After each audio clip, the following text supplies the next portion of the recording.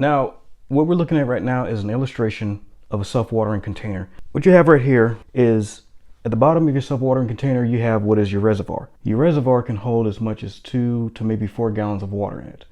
The reason why you have this reservoir here is because there is something we call wicking, and it's just like a sponge, a dry sponge.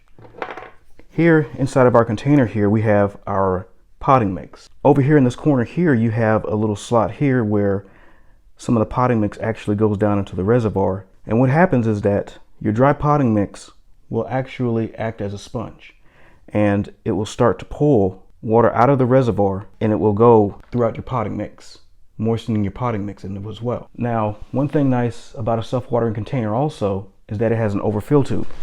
This overflow drain right over here. When you put your water in through this fill tube here, it fills up your reservoir. But let's say, for instance, you walk away and you leave your hose on and you forgot to turn it off, right? It happens to every one of us, including me too. And once the water level rises up to a certain point, the excess water to drain out.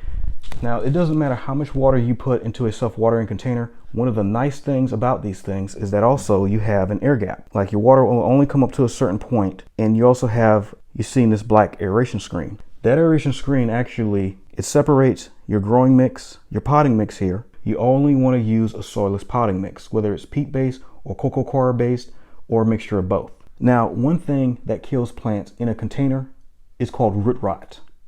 And root rot basically is when the roots are rotting, and then the plant cannot take up none of the ions that's in the side of the potting mix from the fertilizer, and the plant's going to die.